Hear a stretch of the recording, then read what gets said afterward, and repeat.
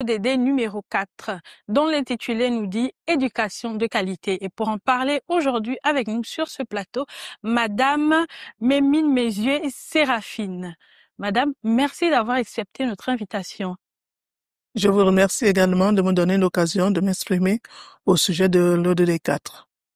Alors, nous sommes à l'ODD numéro 4 et pour en parler, je le disais tantôt, Madame, vous êtes administrateur du programme éducation au sein de l'UNESCO Gabon. Alors, éducation de qualité, qu'est-ce que c'est et surtout, pourquoi est-il important de promouvoir une éducation de qualité? Je vous remercie pour votre question. Alors, d'abord, rappeler que les ODD, ce sont les objectifs de développement durable, c'est-à-dire les objectifs qui définissent le monde que nous voulons en 2030. Et ces objectifs ont pour principe de ne laisser personne de côté.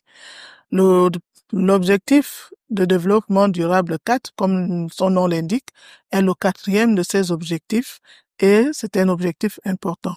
Cet objectif prévoit pour chaque pays d'assurer à tous, sur un pied d'égalité, un accès à une éducation de qualité et tout le long de la vie.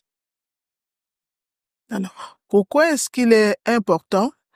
L'objectif de développement durable 4 est important parce qu'il est à la base de tout objectif de développement durable, parce qu'il permet d'atteindre chacun des objectifs.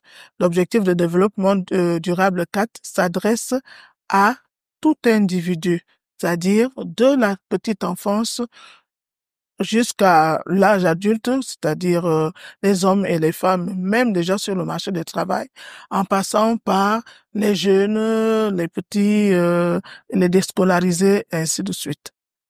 Alors, excellente réponse, madame. Je pense que pour nous, au quartier, ce sera désormais clair, éducation de qualité. On comprend aisément le fondement de cette ODD. Alors ensuite, pouvez-vous nous partager un exemple d'action qui a été un succès pour l'UNESCO au niveau du Gabon? Un succès, bon, je voudrais d'abord rappeler que l'UNESCO joue au Gabon le rôle qui lui a été assigné dans le cadre d'action de l'éducation, c'est-à-dire dans la déclaration du Chion. Et donc, dans ce cadre-là, il mène des actions qui développent ou encouragent l'éducation de qualité. Un exemple de succès, nous pouvons parler de au moins Train My Generation, un programme qui a été mis en œuvre par le ministère de l'Éducation nationale avec l'appui de l'UNESCO, qui a pu mobiliser 2 milliards 400 millions de francs CFA en faveur de la formation professionnelle au Gabon et notamment la formation dans les TIC. Il était prévu la formation d'environ 5000 jeunes Gabonais. Nous avons dépassé les espérances puisque nous avons atteint 5700 jeunes Gabonais qui ont reçu, pour certains, une initiation à l'utilisation de l'outil informatique, mais également pour plusieurs niveaux, plusieurs centaines d'entre eux, des formations dans des métiers spécifiques dans les TIC, donc des métiers à forte potentialité d'emploi, tels que les community managers, les cybersecurity, et ainsi de suite. Alors comme ça, sur le terrain, beaucoup d'actions menées par l'UNESCO. Je vais vous demander quels sont les défis à venir pour atteindre cette ODD. Les défis du système éducatif sont nombreux. Les défis du système éducatif gabonais.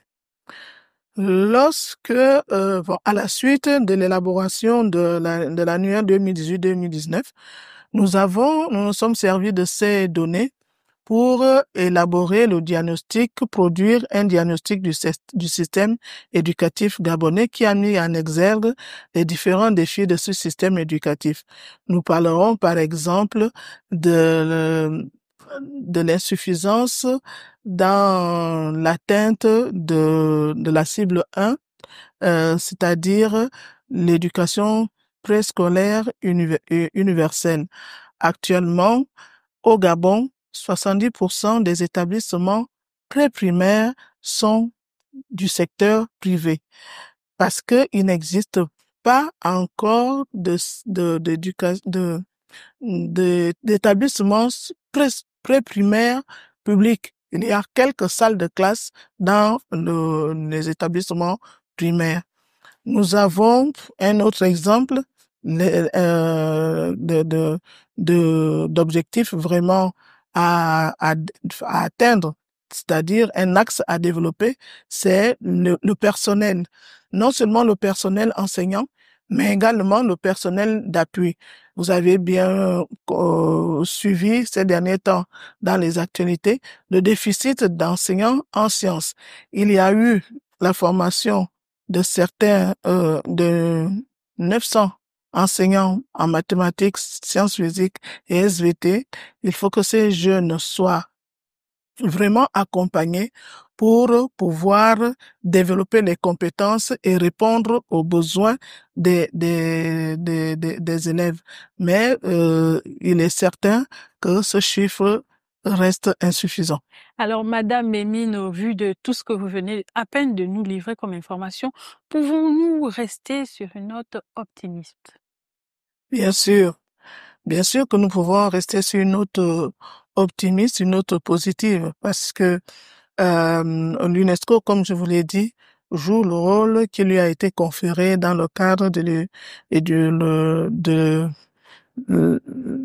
la déclaration d'Ichéon, c'est-à-dire accompagner les pays, coordonner les activités et les acteurs autour du secteur de l'éducation.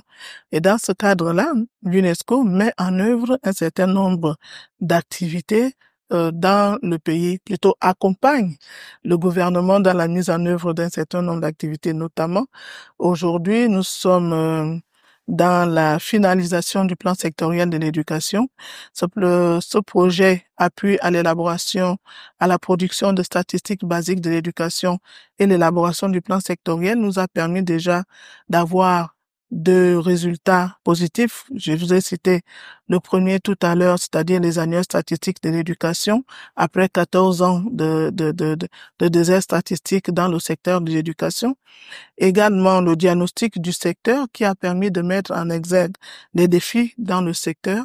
Aujourd'hui, nous sommes dans l'élaboration du plan sectoriel avec déjà comme produit obtenu l'élaboration du plan triennal d'action budgétisée, c'est-à-dire l'ensemble des actions à mener dans chaque sous-secteur de l'éducation pour transformer celui-ci.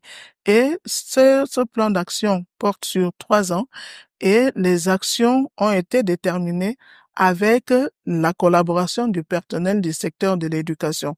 Donc, cela permettra au Gabon de disposer d'un formidable outil de plaidoyer, un bon outil également de coordination des actions des différents partenaires du secteur de l'éducation, mais également un outil de mobilisation de ressources en faveur du secteur de l'éducation. Voilà un exemple. Ben, il y en a d'autres, hein. Je peux vous parler de la mise en œuvre du projet CEFIT 3. Le Gabon fait partie des 6 pays aujourd'hui impliqués dans le projet CEFIT. Le CEFIT, c'est un projet dans lequel l'UNESCO appuie, à travers lequel l'UNESCO appuie le gouvernement à renforcer son offre éducative, notamment en renforçant la professionnalisation dans les universités. 2 universités du Gabon participent dans ce programme, l'université Omar Bongo et l'Université des sciences et techniques Massoko. En termes de résultats, nous avons par exemple à l'USTM la mise en place d'une trentaine de partenariats avec non seulement les entreprises, c'est-à-dire le milieu du travail, mais également les administrations publiques. L'Université Omar Bongo n'est pas en reste avec des négociations, notamment avec les éditions TAM, l'association des personnels de l'immobilier, le musée national, pour permettre le renforcement, d'abord la création de filières au niveau de l'UOB qui permettrait de produire produire des étudiants qui, à la fin, répondent aux besoins en compétences de ces différentes entités. Voilà. Alors, madame, votre mot de la fin et surtout, petit bonus, en tant que jeune, que puis-je faire pour participer à l'atteinte de l'ODD 4? Mot de fin, je dirais, je pense que je l'ai déjà dit, hein, nous gardons espoir parce que nous savons que le gouvernement s'est engagé à mettre en œuvre le cadre d'action éducation 2030 et c'est avec le gouvernement que nous travaillons en établissant des accords pour l'atteinte de l'objectif de développement durable 4. Maintenant, en tant que jeune, qu'est-ce que vous pouvez faire? Déjà en vous engageant dans la mise en œuvre de l'objectif de développement durable 4, il y a plusieurs possibilités.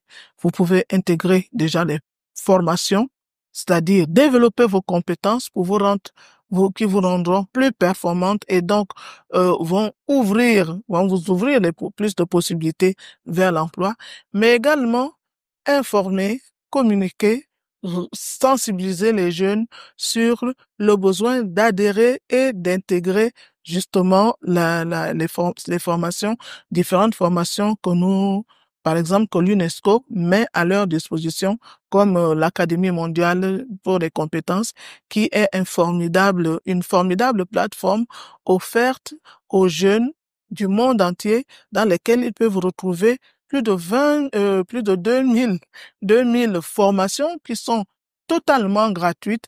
Pour certaines sont en auto-formation et d'autres pour lesquelles ils auront peut-être besoin d'un tuteur. Voilà. Merci, madame, pour votre rapport. Je vous en prie. L'éducation est l'une des armes les plus puissantes que l'on puisse utiliser pour changer le monde, disait Nelson Mandela. Au terme de cet épisode qui portait sur éducation de qualité, nous pouvons désormais, sans risque aucun de nous tromper, affirmer que la mise en œuvre de l'ODD 4 réside sur une conscience collective pour une meilleure éducation. C'était Wilma Aito dans les ODD d'ici. Mon équipe extraordinaire et moi-même nous donnons rendez-vous au prochain numéro avec un nouvel objectif de développement durable.